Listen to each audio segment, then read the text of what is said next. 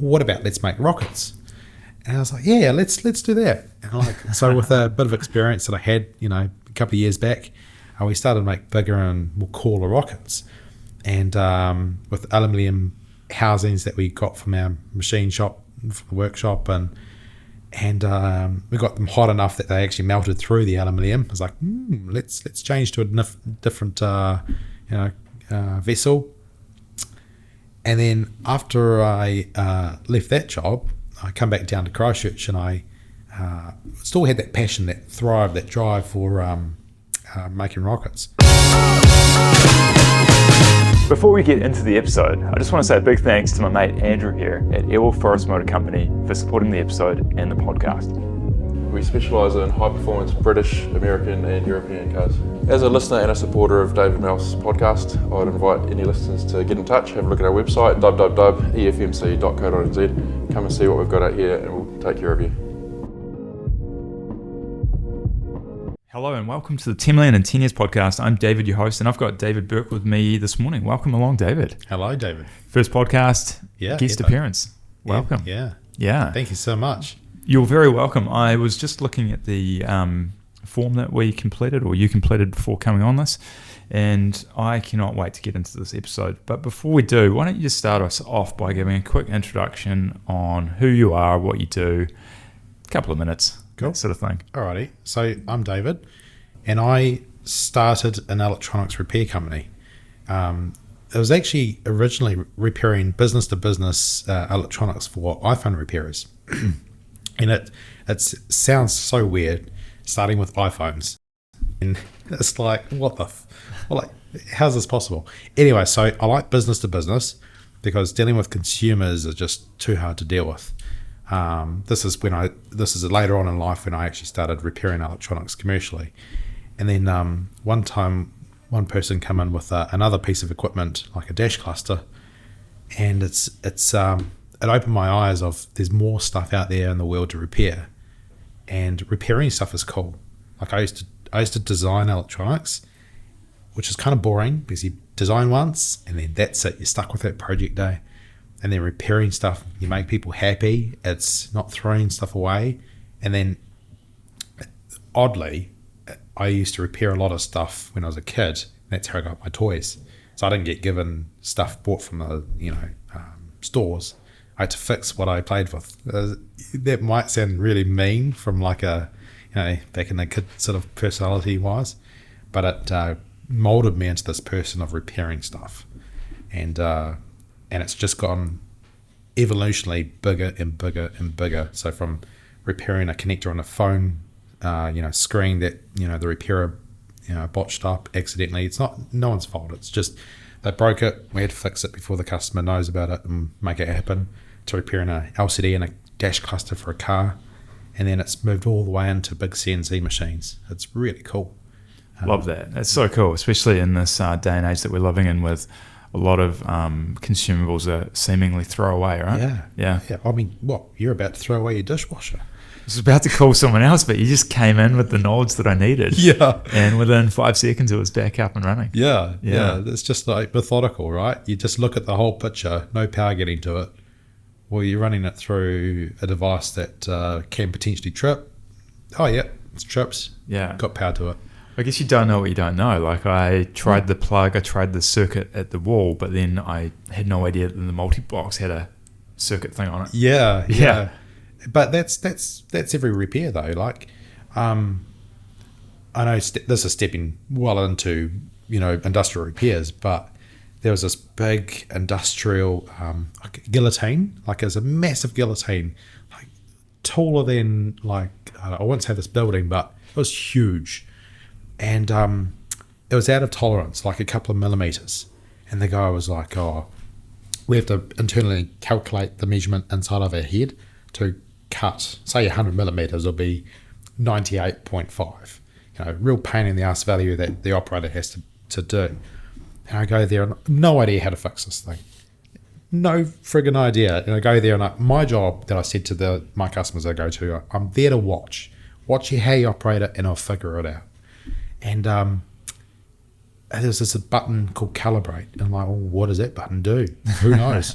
And in the back of my mind, I was a little scared to touch it. Because like if I pressed it and I broke it completely, they're screwed. They can't cut any metal. So I looked in their paperwork and like, oh yeah, it goes to this controller. And this they already got someone else in to look at repairing this this unit. Said, nah, needs a new controller, $16,000. I was like, oh yeah. So I looked back at it and I found this calibrate button goes back to the controller that has the measurements. I press it and it goes to 100 millimeters. I was like, oh, this is cool. So we move the jaws to 100 millimeters. We press the button, goes to 100 millimeters, and then it's calibrated to that 100 mil. And then you can move them closer or shorter and makes it happen. But it's something so simple that, yeah, I guess if you look at it from the outside, well, couldn't anyone press the calibrate button? Yeah, but it was an educated guess of what it did. And these guys are engineering guys. They don't look at schematics or diagrams to see where shit goes. No, they've got their own specialty. Yeah. I'm there to observe and see how machines work. They cut steel. They know how to weld perfectly. I mean, I can weld, but it looks like bird shit, So, yeah, it's the same sort of thing, right? Yeah, totally.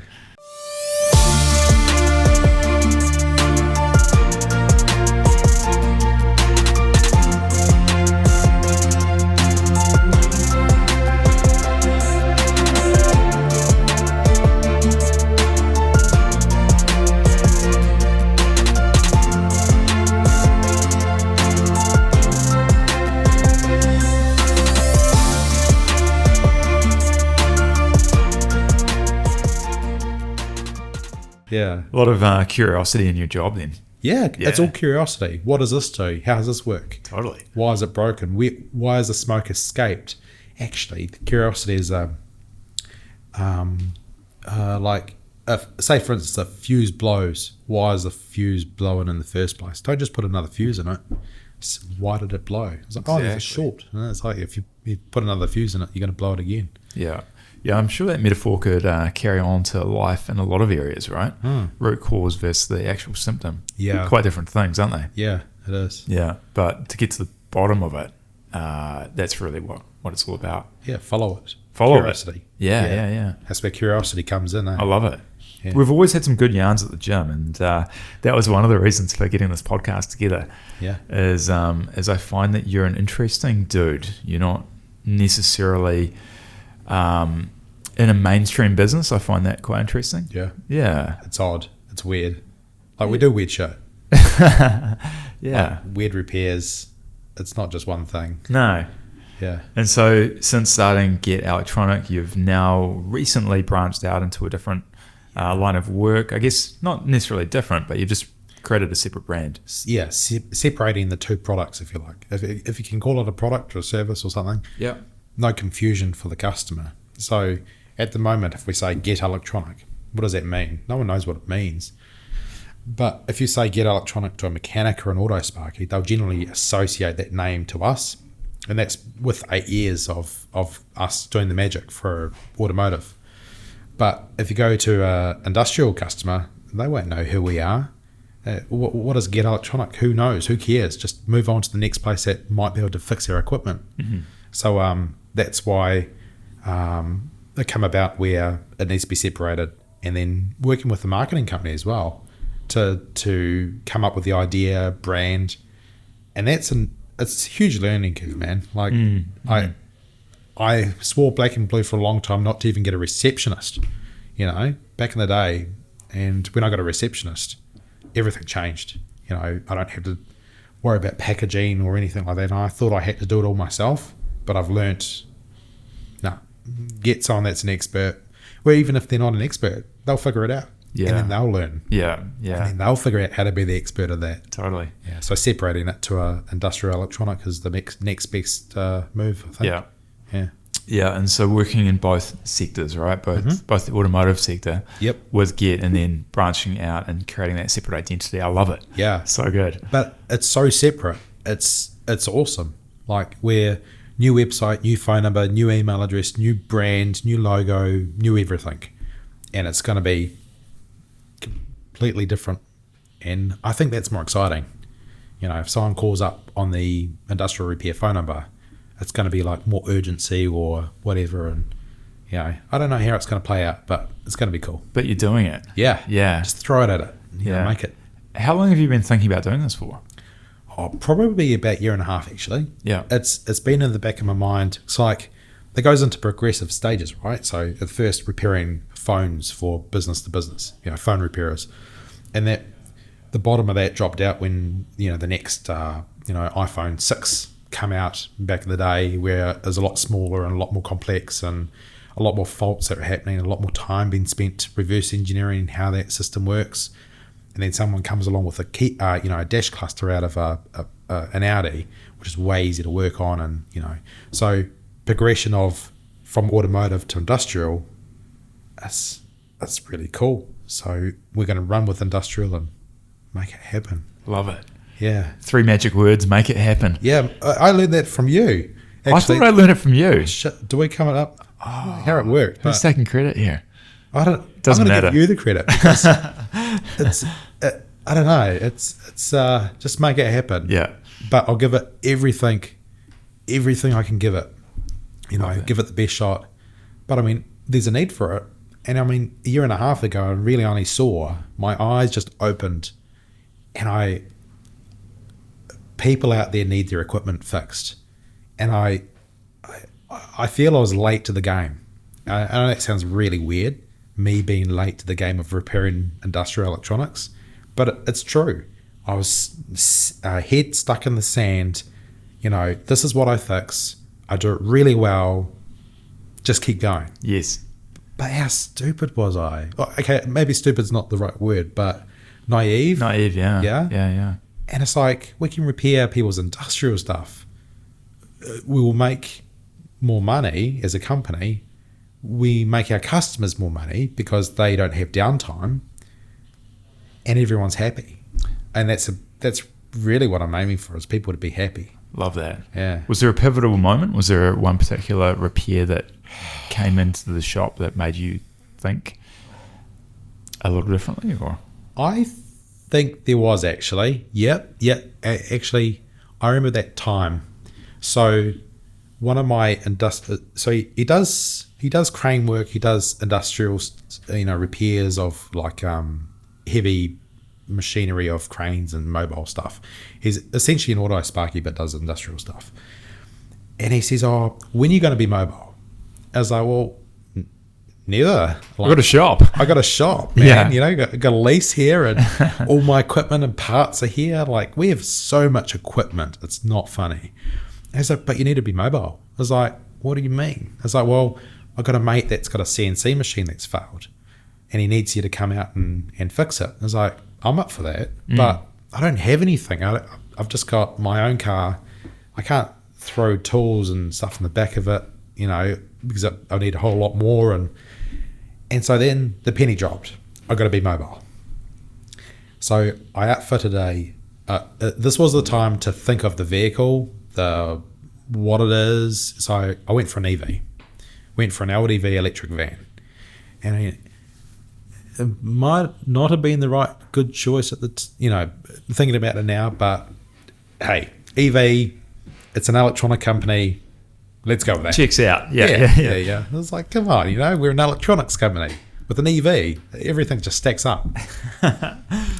And went out the job, and I could see so much. Went to this guy's CNC operation, and says, "Oh, while you're here, we need that machine fixed, that machine fixed." Oh, no. Only here for that one machine. Yeah. We're only here for one device, and then we can look at those later on. And go there, and it's like, yep, cool. If you move the board a little bit, it works, and if you let it go back, it doesn't work.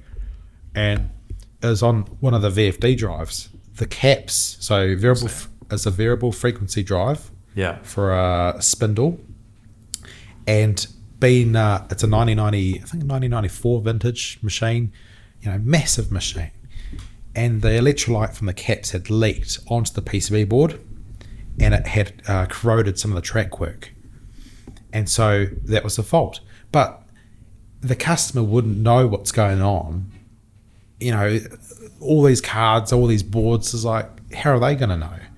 And so we go out there and pull out their card, and I diagnosed some stuff on the board of what was there and what wasn't in the van. And I was like, cool, this is all cool. Take it back to the workshop, book it in, technician works on it, replaces all the caps, repairs all the damage on the board, shoves it in, done. And then like, okay, that was easy. Like, you think it's hard of how I explained it all, but it's actually a lot easier than someone coming in with a car ECU saying it's broken. I was like, well, yeah, that's nice, but what's broken about it? You know, it's like, well, give us more information. And when you go to this big machine, it's like, you see the whole picture. Yes, yeah, totally. And the picture's the key. And it's like a doctor, you know, you tell the doctor everything and they can diagnose you. Yeah, when you don't tell us all the key information, that's really hard. Yeah, and if you don't have visibility of that in the workshop, how good. Yeah, I guess you're ultimately making it easy for the equipment owner or the customer to get it done as well. Yeah, right? Because they don't necessarily even have the ability to strip that part off and bring it in, right? No, like they don't want to do that. No, It's so intricate, and like breaking a connector or something like that. I was like, now they've got more problems to deal with. Totally. Yeah, it's like in reality, if they break a connector, they bring it to a workshop, not a problem. We'll fix it. But that's the moment when I thought, hang on a minute. The future of the company isn't automotive. It can be just automotive, but it needs to be bigger. There can be more. Yeah, there can be way more. Yeah, I love it. Yeah, I think when we were talking the other day about the types of equipment and machinery out there, like there's so much, right? I know. Stuff you haven't even thought about. I know. Like, what was the when I went to a laboratory, that was a cool moment. Right. I couldn't take a photo, but this is a cool place that does sample measurements of whatever material is inside of something, whatever. And it's like, I have no idea what all this shit does, but I'm just here to fix this machine, and we fixed it. You know, we fixed this piece of equipment. And then the next appointment was at a CNC milling machine. And like, contrast to difference, right? You know, something really delicate, you know, well, actually they're both delicate. One can move, you know, a tenth of a millimeter on its axis, and this machine here can measure a tenth of a degree of a Celsius. Yeah. I was like, same sort of stuff. Both broken, both need to be fixed, both losing the customer money. That's it, yeah. So let's make it happen. Yeah, I can't believe there's maybe not no competition, but it doesn't seem like there's a It's weird. Go-to. No, it's really, really weird in New Zealand or even Australasia. They don't, because we work with equipment in Australia as well. They just ship it on FedEx. We ship it back to them, and it's all good. But I don't know. Is it the mindset of people have changed of repairing electronics? Is it that? And then if I tapped into, well, we'll figure out a solution. You know. It's really weird of not having the competitors that we would have if we were, say, I don't know, a marketing company or I don't know. Or even like a normal workshop, right? Like a normal garage where you take your car. Of course, a normal engineering workshop or a garage or a whatever. They still fix stuff. Yeah. We just fix the electronics. Yeah, totally. Yeah. What I loved the other day is when we were talking about that fable. Who knows if it's true or not, right? But that one with the mechanic for the ship. Oh, yeah. The huge big ship is broken, right? Yeah. The oil tanker or the cruise ship or whatever. Yeah. And he, taps his hammer a couple of times on the engine. Yep. And it's magically working. Yep. But then he invoices. Yep. So, and they want an itemized invoice. That's right. And like, well, yeah, $1 for the hammer, but $4,999 for knowing where to tap. Exactly. And 30 years of experience. Of course. And how do you charge for 30 years of experience? It's like, and that's our company to T, really. We got that experience. Actually, we had that scenario a couple of months ago where we were trying to figure out how to charge the industrial repairs. And it's really hard in New Zealand to charge an hourly rate that we're worth. And I dabbled it, and it miserably failed. So we come up with an hourly rate of $325 an hour, right? But everyone gets freaked out. But if you charge them a set fee of, say, a couple of thousand, they're happy. And it's really weird. Like, we would have charged you less as an hourly rate versus a figure that we gave you to fix it. It's some weird psychology thing, but this particular customer went there, spent a day there, figured out all their problems, and I said, yep, you need this, and this, and while we're at it, we need to do this to stop that from failing in the future, because I can see it's about to fail. It was a mechanical drive and an industrial PC that needed to be changed to a solid state drive, and the guy says, oh, what's your hourly rate? It's like, oh, $3.25, and he freaked out, and it's like, what's your problem? What did you expect? Yeah, I thought he would just, yep, cool, just make it happen. And the backstory of that was someone else went there to fix the same problem, and the guy invoiced him $10,000 not to fix it. Ah. And I was like, but I'm here to fix your problem. I know what's going on. I've got all these parts that I can order for you. And what's your problem? It's probably going to take, a couple of $1,000 and we'll fix your issue. And he had it stuck in his mind, and he couldn't get past it. I was like, okay, a lesson learnt. People want fixed values. It's weird, and I didn't expect it. Yeah, I guess it is weird. I guess perhaps it's because people relate it back to their own hourly rate, or they use other reference points, They're like, blah, blah, blah's X and blah, blah, blah's Y. Yeah. I don't know. It's a weird one. We did bring that up. It's like, our IT guy's like $120 an hour. I was like, but we're not your IT guy. Yeah, we're different. Well, is your IT guy going to fix this? I even asked the one of the machinists here. I was like, oh, is the IT guy going to fix this mechanical spinning drive in your industrial PC? He's like, oh, he doesn't want to touch it.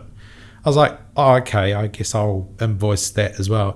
Put that in your quote. Yeah. To preventative maintenance, because as soon as that drive dies, all their data's gone. Right. And no more machine. Yeah, right. I was like, you got to realise that. But that was a good learning curve, I feel. I learnt a lot from that, and talking to other people, and like, people don't like hourly rates. No.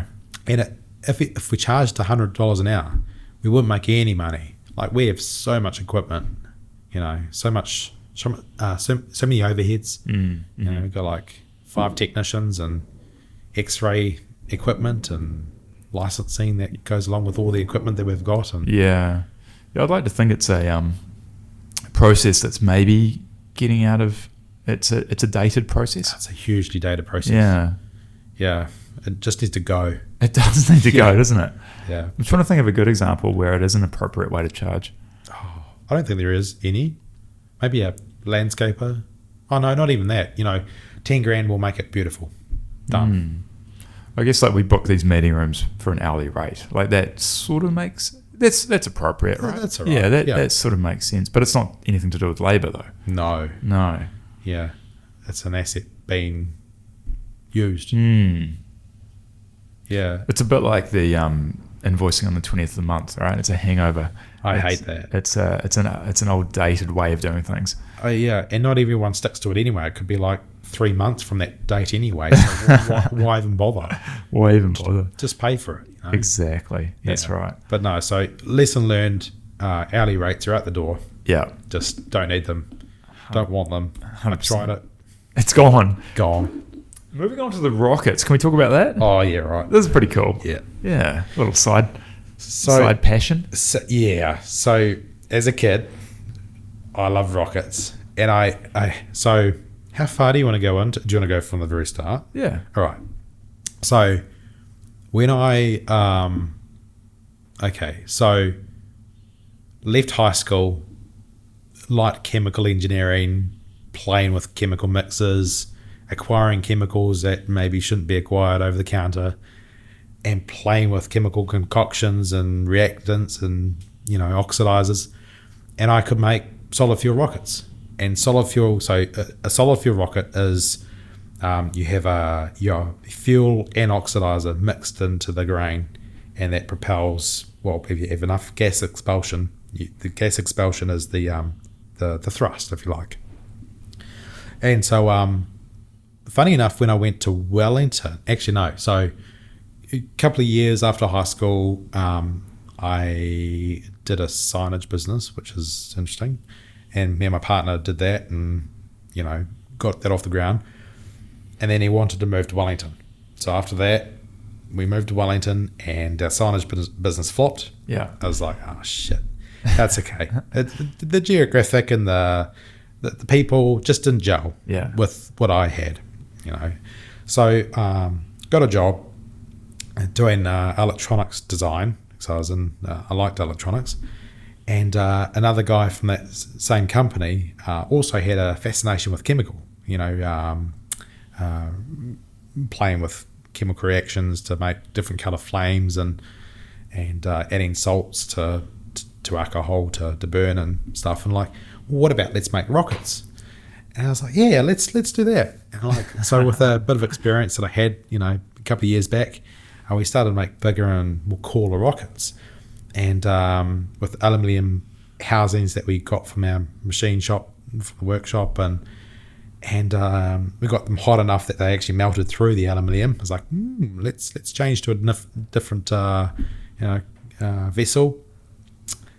And then after I left that job, I come back down to Christchurch, and I still had that passion, that drive for making rockets. Down the horizon, but in doing so, it hit my mate. Oh, really? Yeah. Oh. Uh-oh. Yeah. So, unfortunately, so he was kind of screaming on the ground. It was like, got hurt. And I was like, fuck, okay. I had a VY Commodore at the time, one of those old school Holdens. Yeah. And I pushed him into the front seat, and ended up racing. It was only in Brooklyn, so down the Martians Road to, I thought, Build Hospital. So I thought that was a hospital. Hospital was a hospital. Hospital was a hospital, man. Nope. And I go up to the sliding doors, and there's no one there. I was like, what sort of hospital is this? And I was like, oh shit. Okay, so all right, let's go to A&E, Bailey Ave, 24 hour. I know where that is. Let's go there. And go there, and the front desk lady's like, well, what happened? It's like, I got hit by a model rocket. And she was like, well, how big was this rocket? It's like, I'm trying to downplay this thing, like, it's just a small one, It's like, okay, yeah, get out the wheelchair and get him in. And a little bit of blood coming out and stuff. I was like, oh my God. And I don't do well with blood. And they find out it hit an artery. Oh, really? Yeah, I was like, oh God. Oh, no. So it's too much for an A&E. And they have to go, he has to be taken to the hospital. So they operate on it. I was like, oh, fuck, So, okay. So it's crazy. Like, a lot of smoke, very fast. And we took, it was all videoed. So it was probably 280 kilometre an hour rocket. Jeepers. Where'd it hit him? In the leg. In the leg, yeah. It could have been worse. It could have been a lot worse. So anyways, we were pretty young at the time, and his mum got called to the hospital, and I'm like, oh, I'm so sorry. Yeah. But fast forward a bit, I started repairing electronics for another company and stuff. I kind of went out of my own hobby sort of stuff. And then that got reignited again, no pun intended. It was like something happened with, I don't know, the people I were hanging out with were into cool stuff, rocketry and electronics again. And like electronics and rocketry kind of just work together. And it's just like, shit, yeah, I'm back into it again. I pull out all my rocketry paraphernalia again. And like, I mean, it kind of looks like a drug making setup, right? But it's not. It's not. And when I was leaving one of my flats in Wellington, the guy's like, "Oh, yeah, that I know you're not making drugs because it's not all burnt and crystallized." He's obviously seen a meth lab or whatever. Right. Yeah. But it looks like it's got that look about it. Yeah, it does. Yeah, it looks like a meth lab, but it's not. And then what happened? I was doing work for a customer, and he says, "Oh, you make rockets, don't you?" And I was like, "Yeah." "Well, we've got a customer of ours that makes rockets too." And I was like, "Oh, tell me more." And he says, "Oh, let me see if he's interested in talking to you, and we'll take it from there." I was like, "Cool."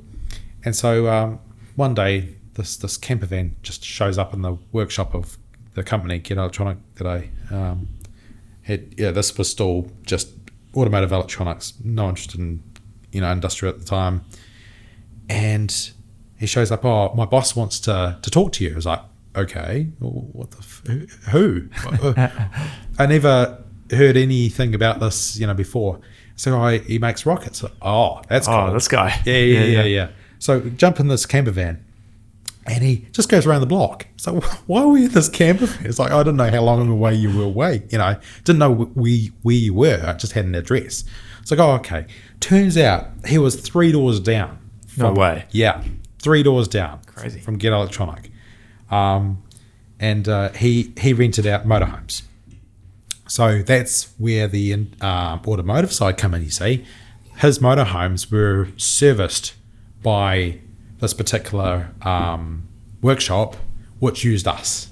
And he knew that I was into rockets because he was on my Facebook and whatever. And so he was like, oh, you make solid fuel rockets. Why don't we work together? I was like, I'm in. Yeah, this is cool. So we make... He says, oh, I go to one of his launches. His launches are testing the thrust capability of his hybrid rocket. So a hybrid is actually a solid fuel mass, and you inject your oxidizer into it. And just like go to a couple of them, and I was like, this is cool. This is what I want to play with. Yeah. This is what I want to help with, making the electronics and doing whatever else that I can do to help this guy make it happen. And he says on probably the second or third launch, it's like, do you want to make one of your solid fuel cells? I was like, hell yeah, this is cool, because he's got the apparatus to measure the actual thrust being displaced from the rocket and everything else. So you can get good metric of what's going on. I was like, yep, absolutely. And so I make it, and I thought, when I was making the chemical batch, I thought, I might just add a little bit more catalyst, just to give it a little bit more oomph, because like I want to press this guy that I can make a good, powerful rocket. Yeah. And also like, well, I've never done this, putting it into a beautiful stainless steel casing, and yeah, let's give it all I can make it. And so I added a little bit too much catalyst, and I made it burn a little bit too fast. And unfortunately, it detonated. Like, it wasn't a rocket, it turned into a bomb. Wow. Yeah, I was like, oh shit. I was like, oh no. I was embarrassed. Like, my heart just sunk. Like, that should have been an awesome thrust propelled, rocket engine, but Overdid it. I boo-booed up. You boo-booed up. Yeah. And what happened? The whole thing just blew up? Yeah, it destroyed everything. Yeah. Right. So the case, I have it in my liquor cabinet, the casing that's completely spelled open. It looked like a piece of sheet metal now. Yeah. It was a cylindrical tube. And it destroyed the apparatus to measure thrust and everything else. It destroyed, a lot of stuff. I guess it's a win or a learn then. And you learnt that day. Oh, yeah. We learnt so much. And from that day, we made it bigger. So Michael, for the first couple of days, we're like, oh, no more rockets. I was like, yeah, I kind of understand that, and then a couple of more days later, I was like, right, let's start again. Let's get back into it. Yeah. And I was like, oh, this is awesome. Yeah, let's make it happen. So this was probably about 6 years ago, maybe 5 years ago now, actually. And so we actually did a launch recently. It wasn't a launch. It was just measuring the thrust generated. Didn't blow up. We got shock diamonds. The process was good. We learnt from our mistakes of this recent fire. So it's interesting. After we did the firing, Michael brought up, like, we should do another solid fuel one. I was like, yeah, let's do that. Because if we want to reach 100,000 feet or beyond, we want to maybe start off with a solid fuel rocket, get the rocket at correct velocity, then fire the hybrid rocket, go up. So they do work together, but I just need to not go overboard. And learn from a mistake and just play it easy. Exactly. Yeah. But yeah, what is that big goal you've got? so it sounds weird, all right? And my partner's like, why? And I'm like, I have a reason why. So we want to take a photograph of New Zealand. So part of the South Island, a little bit of the North Island, and have the photograph in our living room. That's it. And so, and my partner's like, well, can't you just take someone else's photo and just, like, all these other rockets, and they got photos of, but we want to do it. we want to do it. Yeah. And he's been out of the country, and he's, taken photos of Disneyland and stuff like that, and I've never left New Zealand. So, and I said to him, like, why did you take photos at Disneyland? Like, couldn't you just go and Google images and get your own photo? And I'm like, oh, you're right. It's like, yay, penny dropped. There you go. Yeah. I was like, I want that photo on my living room, and we made it. And it's a massive journey. Like, we've learned so much out of it, like electronics failures, mechanical failures, processes, checklists. We're so lucky to have a good team that just oversees things that like, oh, have you thought about this? I was like, no, I haven't thought about that. Thank you so much for pointing that out. Yeah. It's like that analogy, no one is too large for the role, or, it's like everyone else points out things that everyone else is working on. Totally. We're all there to learn and work together. Yeah. Yeah, or you could go into the, doing things by yourself versus in a team, and different skills and that shared knowledge. Yeah, shared knowledge is huge. Totally. Yeah. So what's the altitude? Did you say 100,000 feet? Yeah, 100,000 feet, yeah. So what's that, 30,000 meters roughly? Yeah. We get a good view of the New Zealand, and, good view of Christchurch, not too high, not too... Well, when you go higher, if dynamics change, if you go to the upper atmosphere of the Earth and you go further and beyond, things change, like temperatures, and I don't think we'll ever reach vacuum, but so many things change if you actually make a rocket to go out of space. Yeah, no doubt. And what we've learnt on the ground is just a grain of salt, and we're not rocket scientists. No, we don't know what we're doing, so to speak. We know bits about it. We know bits about it, but we don't pretend to know what we're doing. Yes. We're just throwing stuff at the wall and see what happens. Yeah, I love it. And it's like, let's try this. Let's try this amount of pressure of oxidizer. Oh no, that blew up. And it was like, whoops. Would there be value then in getting someone else into the team that has got some direct experience, or would that be more like cheating? I think there'll be cheating. Yeah, we want to do it ourselves. Figure it out. Yeah. I can understand that. We have no experience of any of this stuff, and we want to figure it out. I mean, that may be seen as just stupid, but why not? Why not? Yeah. And have you got a timeline? No.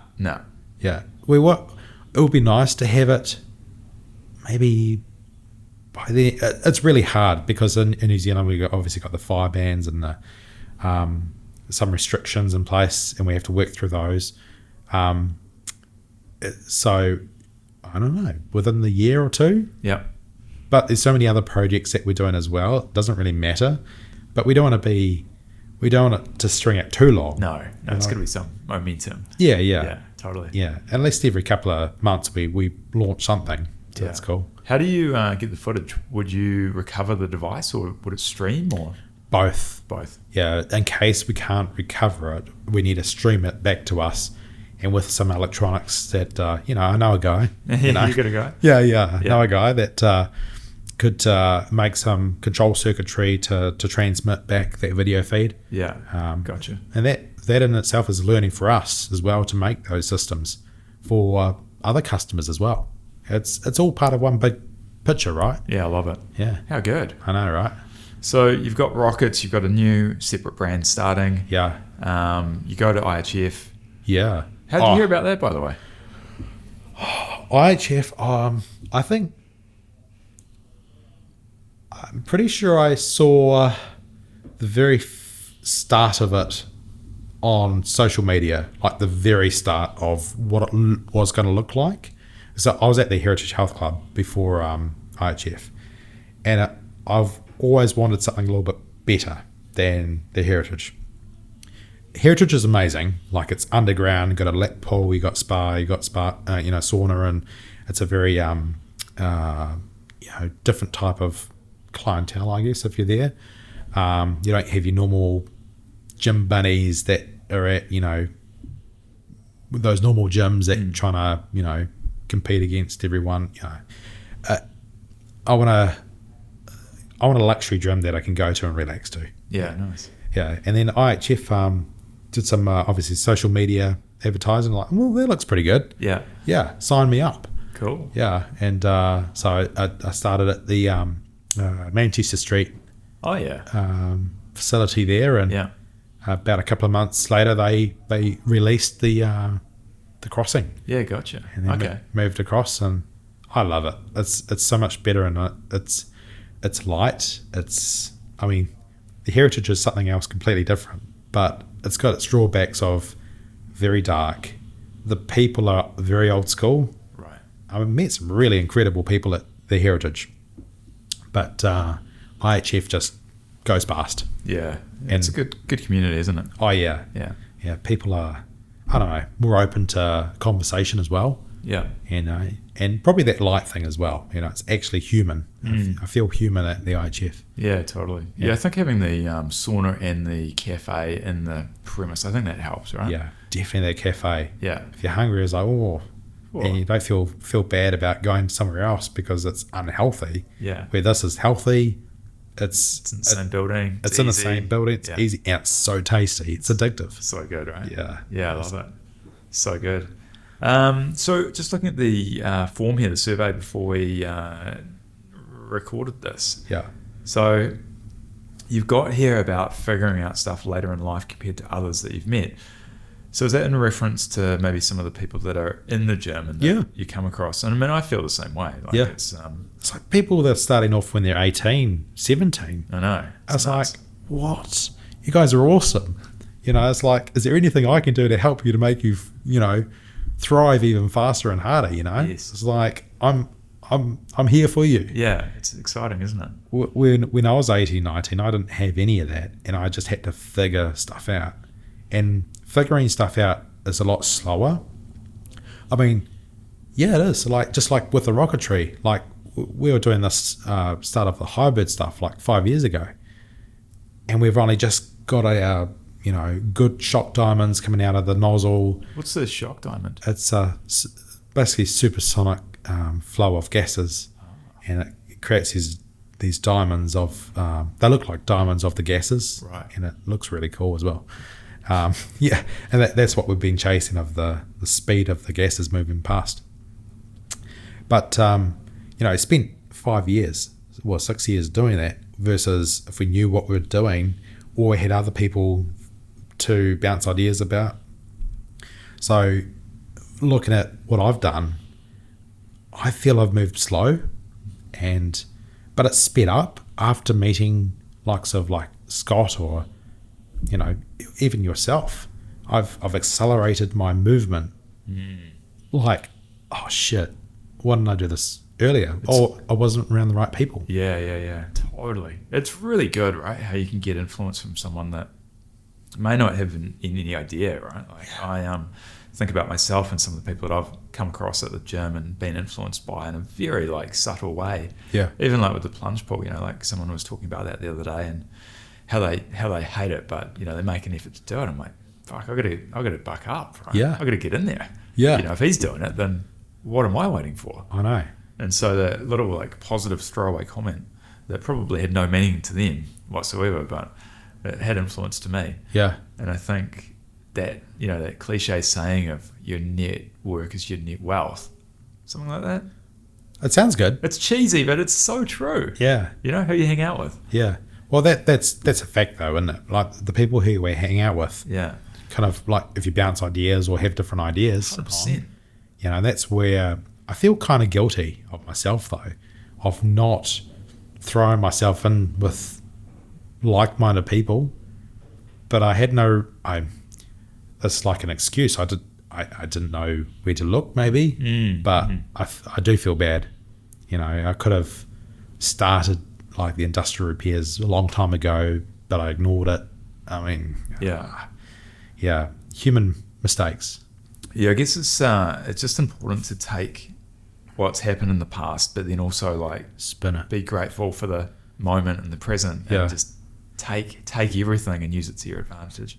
Yeah, because I mean, if I didn't have that experience before, didn't try to figure out these other things, I may have not be here who I am today. Exactly. Yeah, You know, that's exactly it. That's another thing, right? Even when I saw your new logo Oh, on social media recently, I'm like, fuck yeah, that's awesome. Like, it's gone from idea, even since we were talking maybe a month or so ago, to actual seeing something visual and seeing, I think it was a sticker. Yeah. So it's like, how good. I love seeing that. Yeah. It just validates that you're a doer and not someone that just talks about an idea. Yeah. Well, I want to push it as fast and hard as I can and really well. Yeah. So like the logo's made. Cool. Let's make some stickers. So when I go to a job, put it on the piece of equipment to say I've been here. Yeah. I mean, that email address that's on that sticker doesn't even work yet. Doesn't matter. It doesn't matter. No. In a couple of weeks' time, it will be working. Totally. And the sticker's made. It's done. Yeah. Send it. Yeah. That stuff, it may sound dated, but it absolutely works, that kind of branding and promotion. Yep.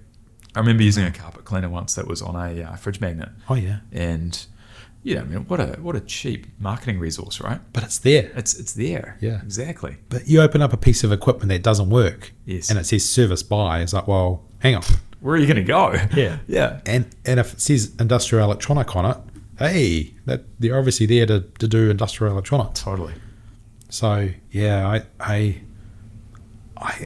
feel like it's going to accelerate fast. I think so. Yeah. I feel like the combination of the market being ripe for picking, your experience, the fact that you're running it in tandem with an existing business, so there's cash flow to balance out anything, like, I love it. Yeah. I'm pumped up. Like to even spend the money, borrow some money from the other company to spend on marketing or resources or tools or anything like that needs to happen. Yeah. As opposed to starting off brand new. Yeah. You can give the customer a better chance of even repairing their equipment because they've got the backing of the other company. Mm-hmm. And if I didn't have the backing of the other company, then it would have moved a lot slower. And then, that's why I think it's going to be a real fast acceleration. Yeah, It's almost like turning on a nitrous oxide cylinder. Yeah. And pressing the accelerator as fast as possible. That's what's going to happen. It's going to be awesome. But the best service has to happen. Systems have to be in place. I'm really worried about ballsing it up too, Like if I move too fast and if I miss something. If I miss something and a customer gets disappointed, that's going to hurt. Yeah, and I guess just to preface, that could and likely will happen, right? Yeah, so, I don't like disappointing people. No, I know. Part of the learning though, isn't it? Yeah, it is. But, I suppose that's the drive of fixing someone's stuff, is to not disappoint. Yeah. It's like, I will do everything I can Yeah. to fix it. I think as long as you communicate accurately, which you seem to be able to do, Yeah. I don't think there'll be any issues, right? Yeah, but still, end result is it's fixed. Yeah. I really, really want that. It'd be interesting doing a 1-year anniversary episode, right? So this is yeah. really sort of the ground one. Like, have you run anything through it yet? Is there No. any transactions yet? No, not one transaction has gone through. So I wanted everything to be set up for it before it gets released. Oh yeah. So it's like when I made the mobile service van for Get Electronic, I wanted everything to be done, like signage, equipment, benches, power, even the heating inside of it, everything to be done and perfect before I rolled it out to the customer. Because if it was half-assed, it was like even the customer will think, well, this is half-assed. Why are you here? Totally.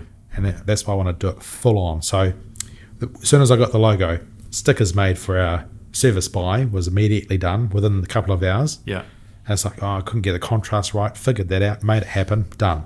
Business cards, pens, bollockners, shirts with that guy that you've sent an email at 4 a.m. in the morning, need to contact him. Nice. Like it. Yeah. Blake. Yeah. Yeah. It's like I saw that, it's like, perfect. Because I don't want to go with my existing supplier that I use because I feel they're a bit I don't know, lethargic of like moving. It's like I don't like that. Yeah, it's like we need shit now. We need communication. I like to work with people that matches my energy, right? Yeah. If they're pumped, I'm pumped. Yeah. They're all pumped.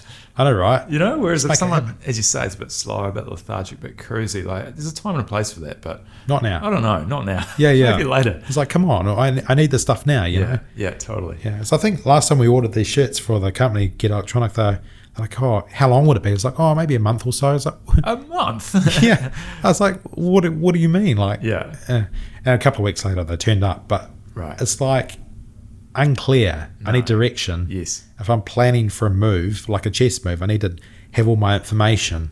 Yeah. And that's why, everything needs to be in place for this new company to just make it happen. Yeah. I think doing those fundamentals, you know, it's just, It seems weird though. I feel if you look at it from an outside, if you have the capability to move it now, why don't you? But you want everything to be perfect for the customer. Yeah. Yeah, I guess you've got enough infrastructure at Get that can Support.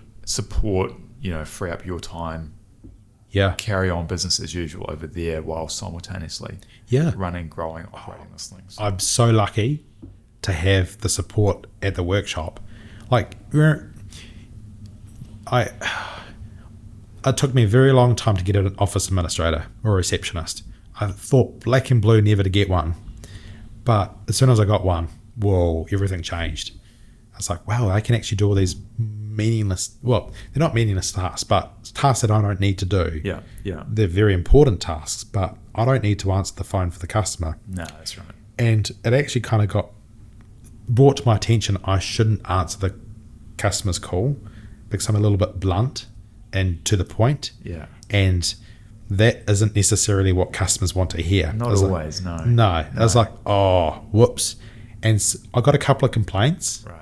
Like, it sounds so weird, me getting complaints about the way I talk to the customer. Right. Because I'm very blunt, like, yes, this problem, this, Yeah. this is how much you want to go ahead. And Yeah. they're like, hang on. And do they want a bit more nurturing, a bit Yeah, more warmth? they want Right. warmth. It's like, who cares? I mean, you want your stuff fixed or not? You'd think most people in that industry would be a bit more matter of fact, though, wouldn't you? This isn't an automotive though. But either, though, right? That's what I thought. Yeah. Yeah. Maybe not, though. No, No. they need to be like coached along and Okay. and I didn't realize that. I just thought, yep, I like my phone calls to be under a minute long as Got it. well. Yeah. Phone call, what's your problem? This is the solution. Send it in, problem solved. Yeah. But no, Love it. but that's not the way it works. So after getting the office administrator, I was very lucky to get her. Friend of a friend. The things aligned properly to get her, and I wish I had her a long time ago. Yeah, A lot of people say that. In fact, everyone I think has ever hired either an administrator, admin, EA, PA, whatever you want to call that role, they're all kind of similar. Yeah. Similar field, right? Yeah. They just all say the same thing. Should have done it sooner. yeah, So it's a good call to action if you're on that fence and if you're, I don't know, spending your time doing those tasks that maybe aren't generating the most amount of revenue or making you happy or giving you energy. yeah. Yeah. Making the energy would be the one. Yeah. So I don't need to be there talking to the customer or booking their product in or shipping it out. Someone else can do that. Yeah. Yeah. It needs to be outsourced. 100%. Yeah. Yeah. Yeah. It'll be my first hire with this for sure. Yeah. You got long to go until you get yourself a PA. Or... I've sort of sent a job offer out recently. Nice. Yeah. So it could be sooner rather than later. Yeah, nice. Yeah. You're looking forward to it? Yeah. I mean, absolutely. Yeah. Yeah. Totally. It's, yeah, absolutely. Yeah. Yeah. Was there ever some like reservation? But mind you, you've been in other businesses. as Yeah, well, I mean, there is still the revenue and cash flow and all that. So, still just being mindful of that. But yeah. But the time that you free up, 100%. you make way more Yeah. from that versus you doing it yourself. Yeah, yeah, And totally. that's the most important thing. And I think what I'm lucky to have is both coaching clients that are all in growth mode, people like yourself that I know through the gym, and podcast guests, and just people in my environment, community that are all pushing their limits. You know, they're growing, they're hiring, they're taking risks, and doing stuff.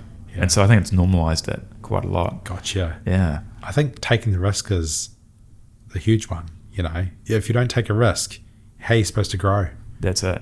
Yeah. That's probably the biggest one, actually. Yeah. Yeah. Yeah. Absolutely. Like this morning, for example, I went to a networking group and, like I'm pretty comfortable with people, generally speaking, but going into a foreign environment with 30 other people, Yep. it's not the most comfortable feeling, like I know. Yeah. and I'm not sure why that is, whether there's potential danger or It's the unknown. fear of embarrassment or the unknown. Yeah. But it was really good. It was a really warm, inviting group. Had a really good chat with someone that I'd met from the past, and it was awesome. Yep. And so you sort of look at that fear and that like discomfort at the beginning, and some people might have backed out. They might have been like, "Shit, I'm not doing that. Yeah. I'm bailing." Yeah. Whereas that is where the gold usually hangs out, right? Of course. Yeah. On the other side of discomfort. Take the risk and make it happen. Yeah. Yeah. Yeah. But then I suppose that's human nature though as well. Like not taking risk, settling into what works. And that's what I did. I just stay in an automotive and no, just move, open a barrier, Totally. just take a risk Yes. Yeah. and never look back. Yeah. And if things are starting to go a little bit sour, readjust, figure it out, fine tune. Yeah. Slam Totally. it again. Yeah. You can see how your environment and the people in your circle can absolutely influence you, right? Like imagine if, say, the 10 people that you're closest to were super risk adverse, they're negative, they're not positive, Yeah. they're not taking risks themselves. That's going to be way harder to buck that trend, isn't it? You're probably never going to take a risk. It'd be hard. Yeah. It'd be really hard. To step out of the, I don't know, whatever they call that, the pack. Yeah. Yeah. Yeah. Yeah, it's all about the pack mentality and human nature. Yeah. You got some good goals for the next year or so. I do. No need to share them on here, but it's Yeah. really just great to hear that, offline, and just to hear that you're aiming for these certain... But if you don't have goals that you want to reach, where are you steering the ship to? That's it. You're sort of floating around, right? Yeah. You're hoping. Yeah, is the motor on? Is anything working? Is the lights on? Is it, so direction, it's quite a big goal, I feel. But if we aim to it, I mean, why not? Make it happen. Why not? Yeah. Maybe you get 80% there. 80% would be cool. That wouldn't be a bad outcome. No. Yeah, 100% would be better. Yep. And even 110% would be even better. Totally. Move the dial to 11. Yeah. Yeah. That's something I've noticed actually a little bit lately, is some people just putting those goals a bit too Low? conservatively. Yeah, a Yeah. bit too low. And I No. think maybe you're not doing yourself any favours. Because I think I set myself a goal, I think 2 years ago for Get. And when I almost reached it, I felt so much disappointment in myself. And it's like, oh shit, not beating yourself up over it. I mean, the company did very well. Everyone was happy, not burnt out or whatever. But we could have done better. What can we change to make it reach the goal or even go past the goal? And we surpassed that goal last year. Right. I was like, oh, that was awesome. It felt good. I felt really, really good. And I did Yes. everything in my power to make us reach or surpass. I was really going past the goal. Yeah. That's just to make it happen. And we did it. Love it. I was like, oh, that felt so good. And the Christmas break, when I was away from the company, I actually come back to the company to do some health and safety improvements while everyone was away. But the feeling was buzzing, ready for the next year. Empowered, ready to go. Yeah. Yeah.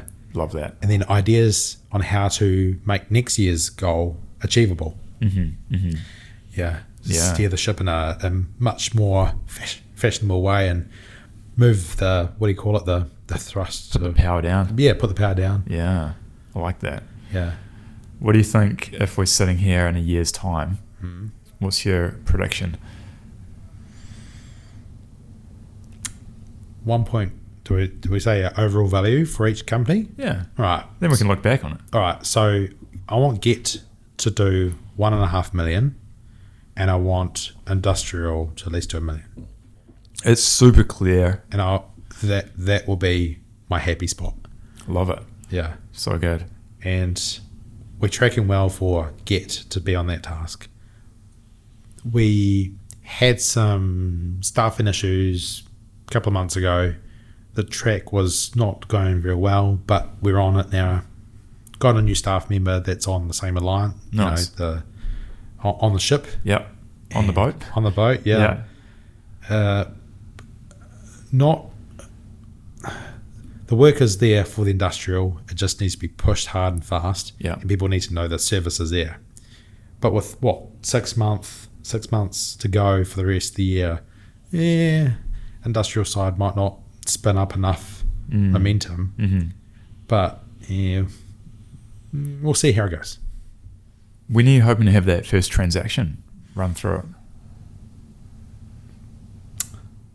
Probably be in a month's time. Yeah. So everything I want in order. My partner's creating a separate bank account and everything for the company. 7th, I reckon. 7th month. July. Yeah. Yeah. And the marketing's pretty much. So the marketing will take a long time. Unfortunately, it's a new company. No one knows it. In my mind, 6 months until they start to steamroll how they push the brand out there. Yeah. It's a reality what marketing companies need to even start. Totally agree, yeah. So, I don't know. Yeah. It's really hard even running through industrial repairs through Get Electronic, because that could have been a industrial electronic, invoice. But yeah, we'll keep it black and white. Keep it tight, yeah. Yeah. I feel that, theoretically we should have started on the 6 month mark, but it doesn't really matter. It's okay. Yeah. I guess July, if you can start in July, that's the halfway point. Theoretically, So yeah. that'd be nice and clean. Yeah. Yeah. It would be clean. Yeah. I guess it's just building awareness, right? Mass market awareness. Yeah. Where do you even call to fix stuff? That's the awareness part, right? Yeah.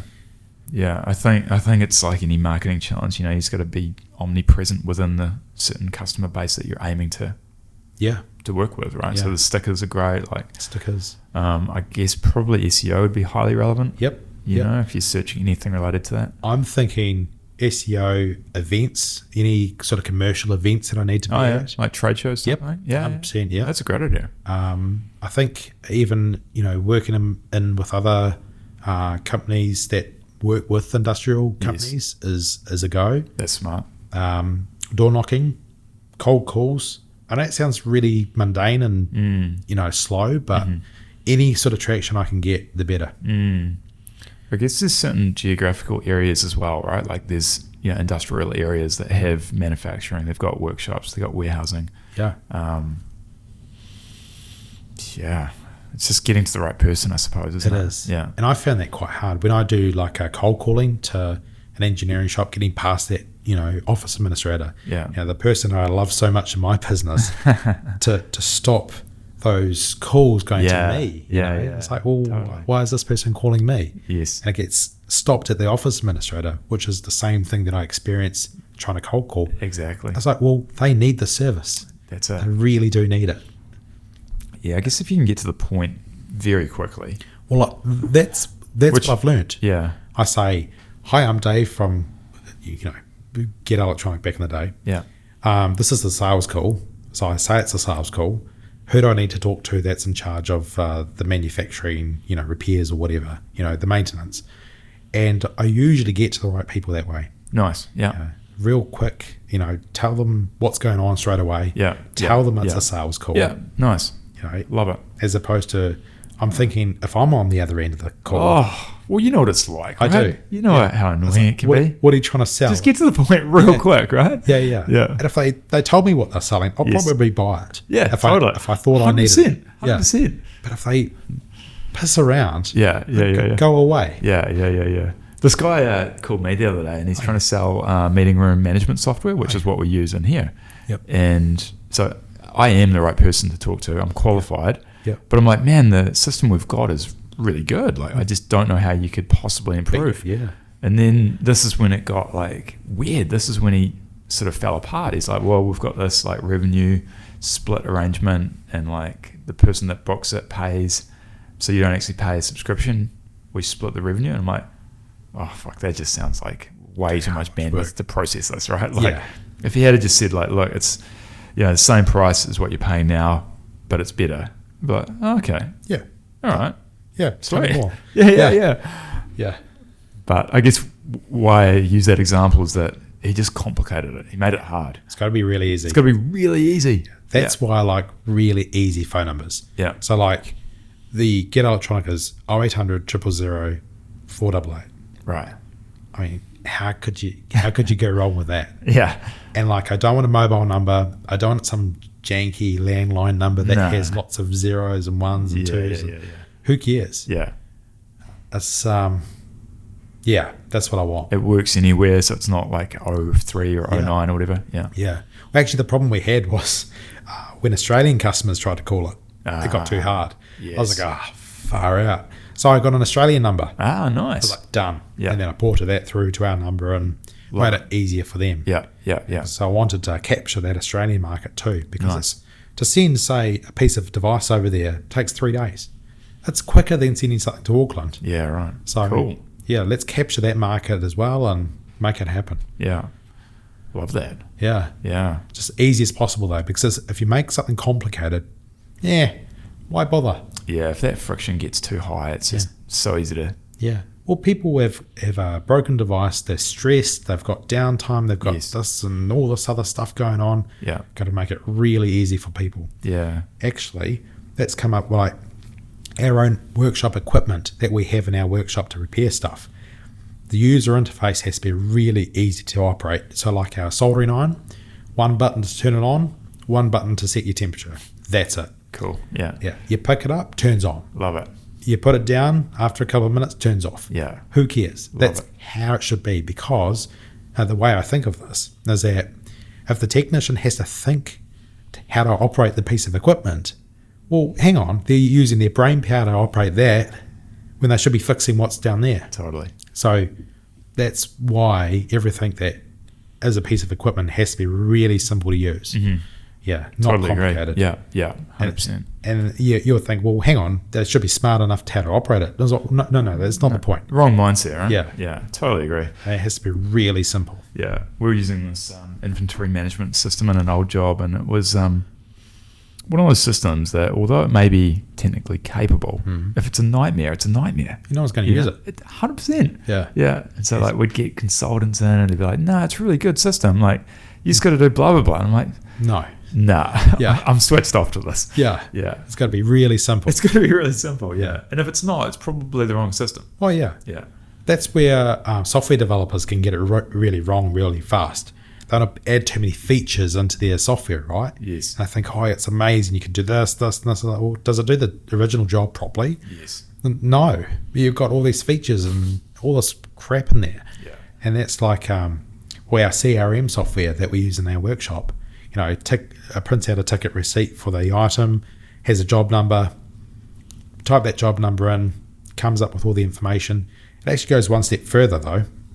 That customer calls up with the phone number that's on their system. It comes up as a little Dropbox thing on their computer screen. We click on it, brings up their job, the customer, all the information, without them saying a word. Yeah, right. And Awesome. we want it to be as simple as possible to use. Yeah, that's awesome. Yeah. Yeah. It costs a lot of money to implement it, like, maybe 10 grand Yeah.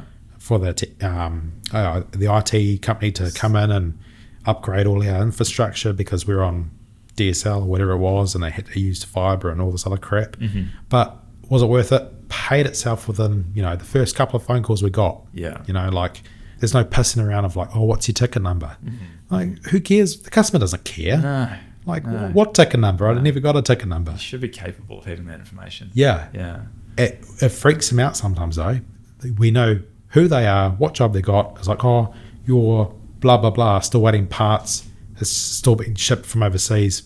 And they're like, hang on, you mean my job? Like, yes, your job. That's right. I love this. Yeah. Hyper efficient. Oh, yeah.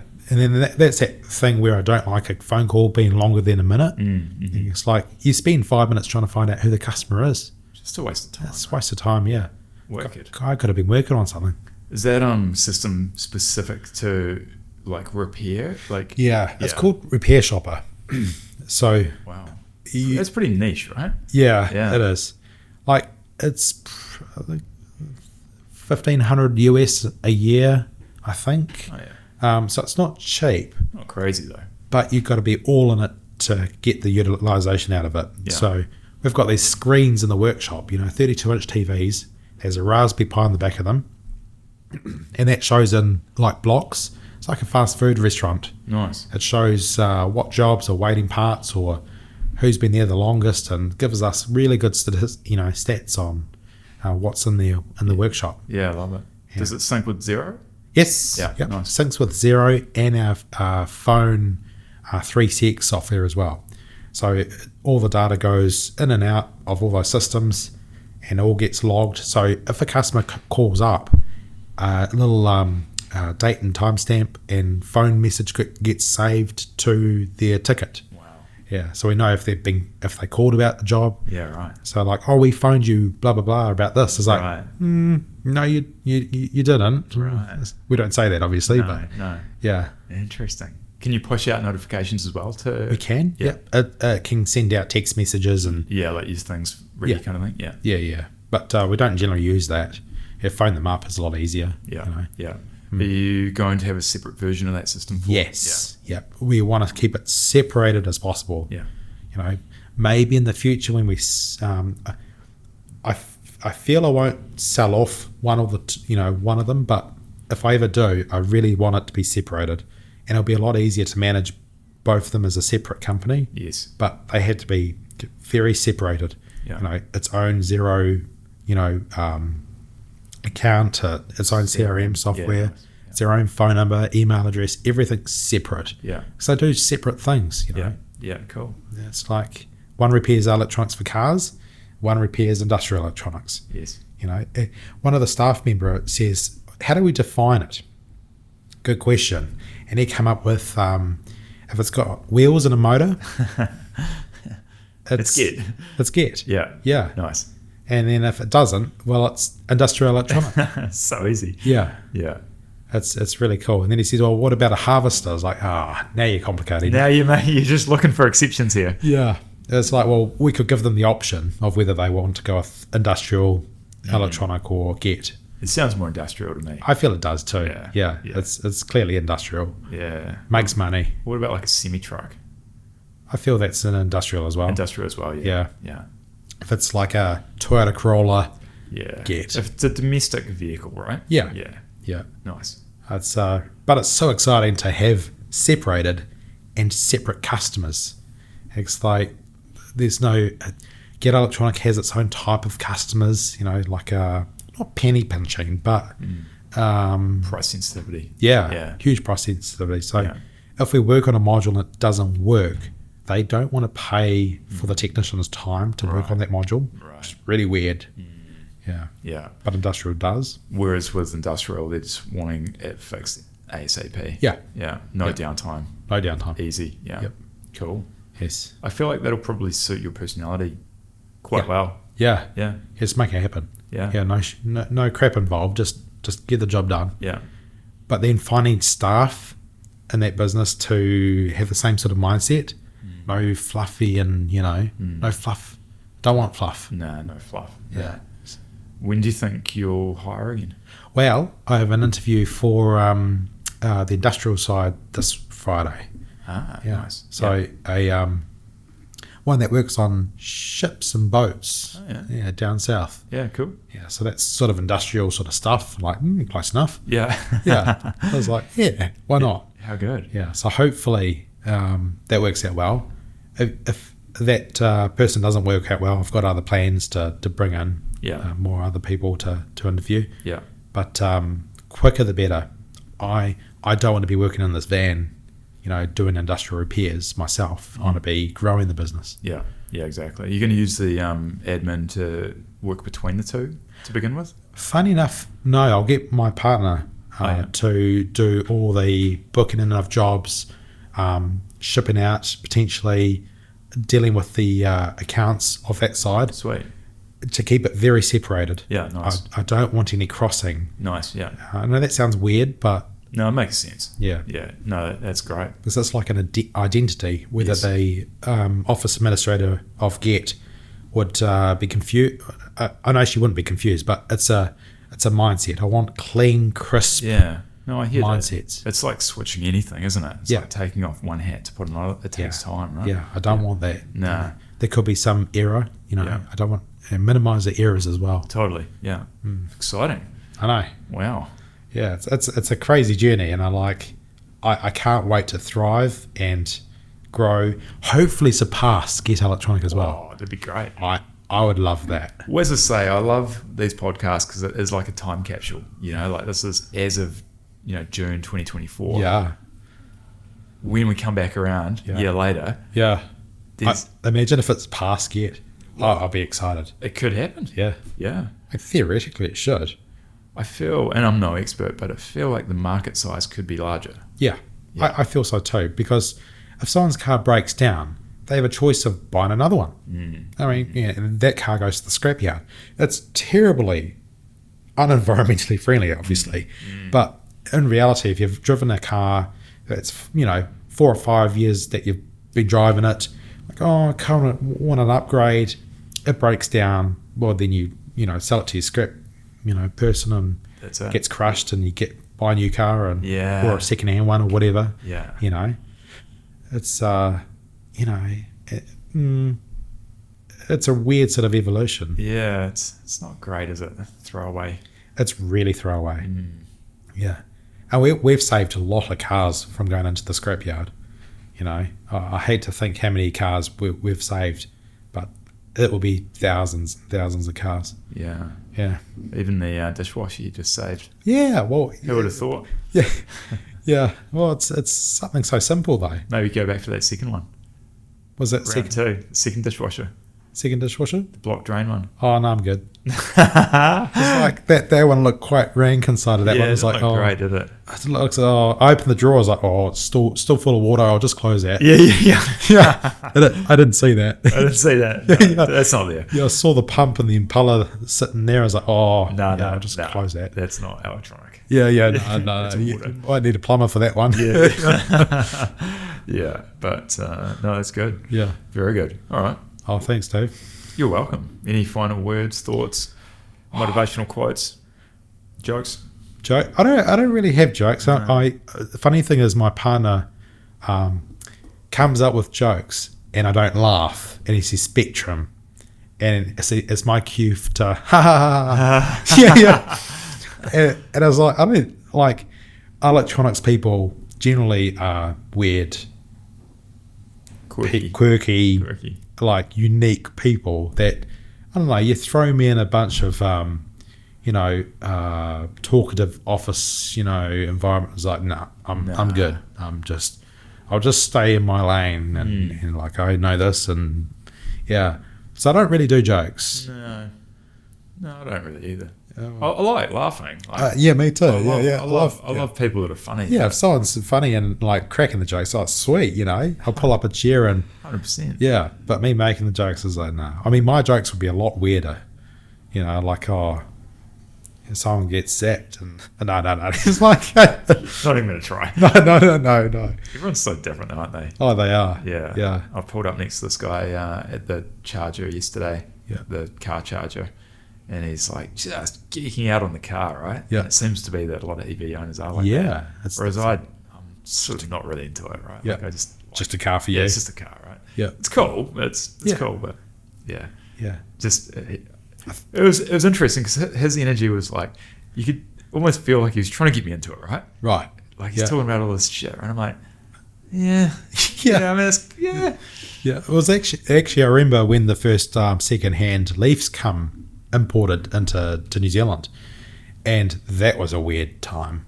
Like these geeky people that really wanted an electric car imported these second-hand Leafs. Now, you have to be a special person to want a Leaf. No. You know? I know. It's like You're that. either like hyper greeny, Yeah. or you're just a geek. You're just a geek, yeah. Hyper green or geek. That's who you are. Yeah. Like they are not great to the eyes. No, Yeah.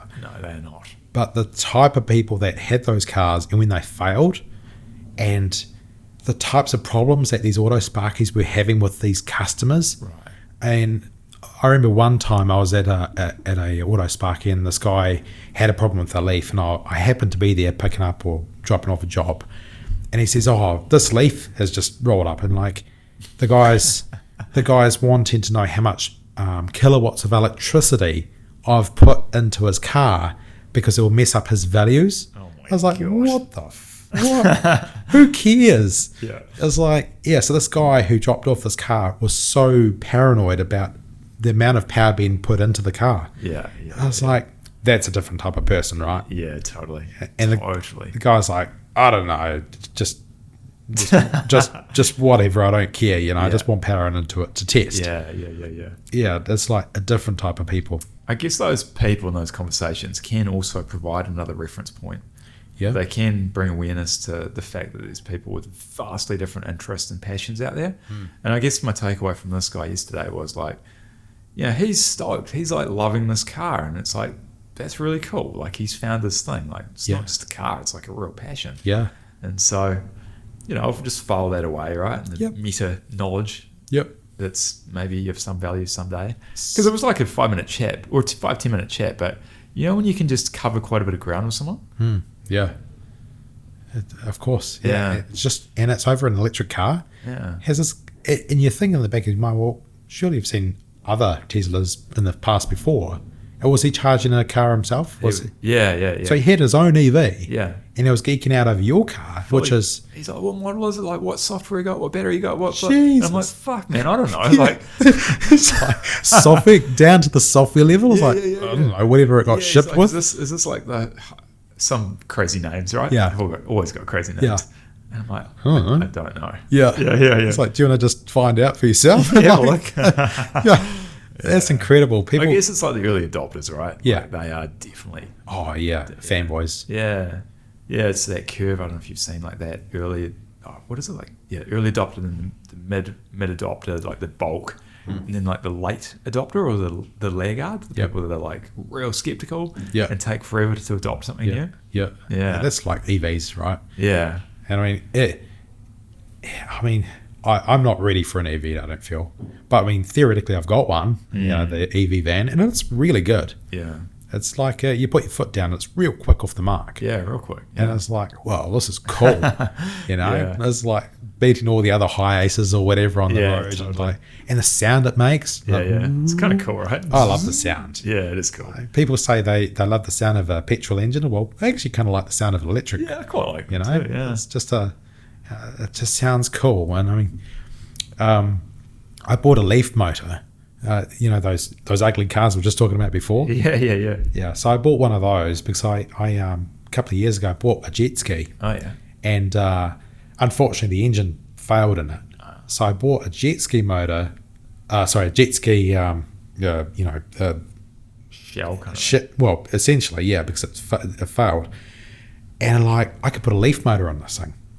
And so, bit of research online. I can send it some commands by CAN bus, which I've already learned about in the automotive side of turning on instrument clusters. Because what an instrument cluster is the thing in front of your eyes, that says how much gas you got. Speedo stuff. Yeah. So to make that work these days, you have to send it CAN bus commands, like data. You have to send it data. Well, this motor that I got cheap off Trade Me, well, they can't. I understand why they sell them cheap, because no leaf is going to have a failed motor. You either prang them or the batteries die. Right. It's very simple. Right. So, for $800, you can buy this really powerful electric 3-phase motor with controller. Right. And you give it, 300 volts DC, send it some CAN commands, and it'll turn. Right. That is cool. Yeah. So did you get it working in that? Well, no. So because I have so many other projects, the motor's still at my workshop. The jet ski is in the back of my backyard. Yeah. Getting leaves on it. I'm getting my partner saying, "Oh, when are you gonna, make this a project?" But to be able to have a jet ski that has driven electric drivetrain will be so cool, because I experienced what it was like with a petrol motor in it, and it was, it was cool. It was fast. It was nice, But when you stationary, you still had the petrol engine. it was still propelling itself, so you had to correct it all the time. Got it. Yeah. It was always propelling. You always had the noise.